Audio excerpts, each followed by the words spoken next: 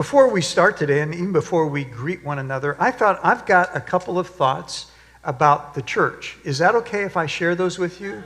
I want you to know that some of these things may be helpful and some of them may not be helpful, okay? The first point I would say is that one of the things I've seen, and I'll talk about it in the sermon, is the way you love each other and the way you love Jesus. I think that's a big deal. I think that's the heart of the church. Beyond architecture, beyond music, beyond preaching. So number one, love Jesus, and that means love all people as Jesus has loved all people, no exceptions. So that's number one. And number two is this. I really think God is calling us to redirect our energy and our time outward. And we can say more of that. I've told Steve and I've told Pastor Jared I would be glad to come back for the church council meeting or at any other time if people want to talk about this. But redirect the energy and our time outward so there's less energy going into church and more hands-on energy into hands-on mission. Less neat and more messy. Less timid and more risky. Is that okay? All right, so you don't have to agree. I appreciate you guys have been so wonderful with me and gracious. I mean, you've been amazing. So I appreciate you just listening to this. If it's helpful, great. Number three, see our pastor and staff less as doers and more as equippers and coaches as you do ministry. Because the truth is, Ephesians tells us that the role of a pastor is to equip the people of God for the work of God. So Jared, and by the way, Jared doesn't know what I'm saying this morning, okay? So Jared is not the one we've hired to do it. When we hire somebody to lead children's ministries and youth ministries, we're not hiring them to do it, but we want them to help teach us and lead us as we do it, okay? So see our pastor and staff less as doers and more as equippers. Healthy churches are churches where the staff gives the ministry away. Number four, embrace a culture of hospitality. You have a gift. I talk about you when I go other places, but I laugh. I talk about Munster Donuts. And you have a wonderful way of welcoming, but I think you need to continue to embrace a culture of hospitality. And that's all of us. It's not just Jared. It's not just Dan. It's not just Donna. But it's all of us. Welcoming, keeping our eyes open for people we don't know. Number five, and by the way, when you come to church, look for the people. Don't scare them. Look for the people who haven't been here before and make sure somebody's talking to them before you talk to your buddies. Okay? I had to work on that in Bloomington. I had some friends who were big-time athletic fans, and, you know, the first thing I'd want to do on Sunday morning is go talk to E.G. White about IU football. And I had to resist that. E.G. and I knew that on Sunday morning, that wasn't our time to talk football. Sunday morning was our time to look for people who may not have been there before and help walk them down to the hall where the food was. Okay. Number five, how will we use these resources, this location, and these facilities for good? This is amazing. This is an amazing place, amazing location, an amazing facility. And so how will we use this going forward? And a lot of you in those I'm wondering about, remember that? A lot of you said the same thing. A lot of you let me know that the Holy Spirit is nudging you. So how does Ridge begin to use this facility, our location, leverage all of that for God? And you've done it in the past, right? Yes? Okay, so it's in your DNA. Sometimes the future, the guide to the future, is actually in our past. Number six, growing younger.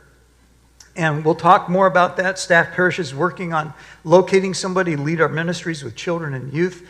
But that's not just going to be about one person, but all of us together to be more open to and empathetic to and with a younger generation. And so what that's going to mean, if we're serious about that, is that we're going to have people Charlie's age and Will's age, who's been here all summer, taking some classes in physics at Purdue Northwest, but they're going to become a part of the leadership team of the church. Right? You all got quiet. But that's going to have to happen.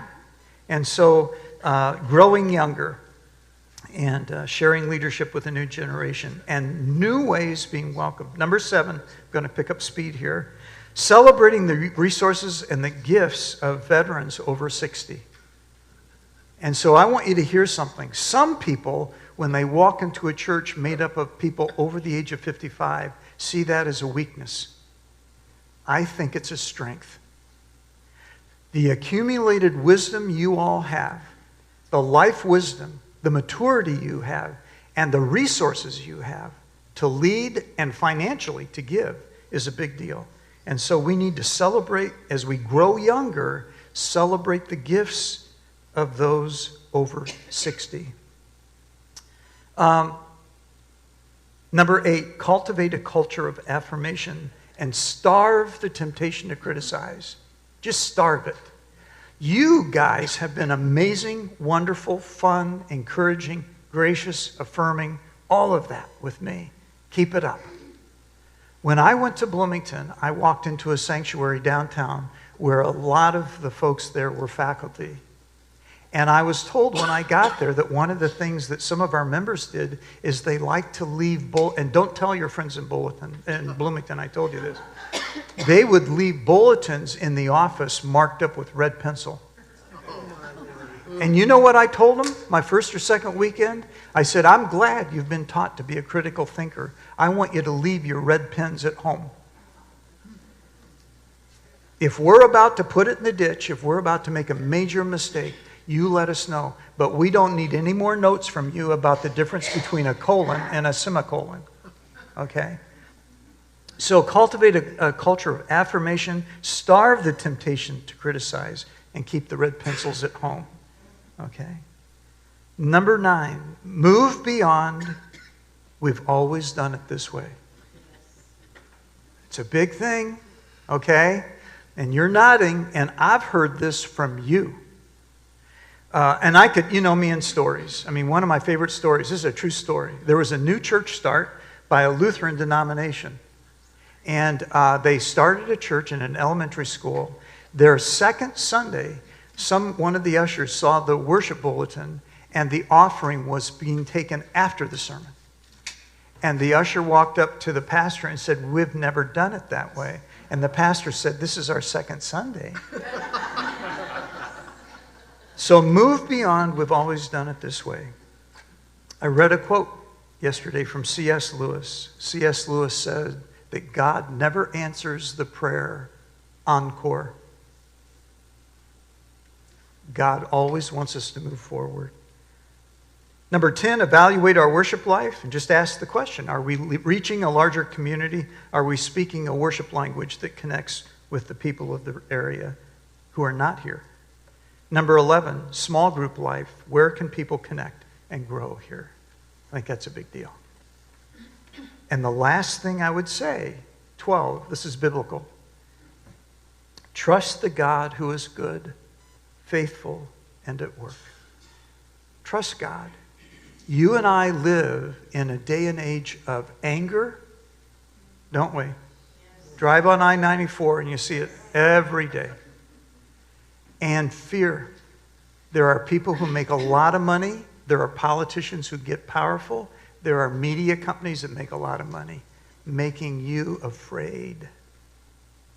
But I think we should trust the God who is good, who is faithful, and who loves us. And who said in Matthew 28, I'll be with you forever to the end of the age. We're not alone, right? Okay. All right.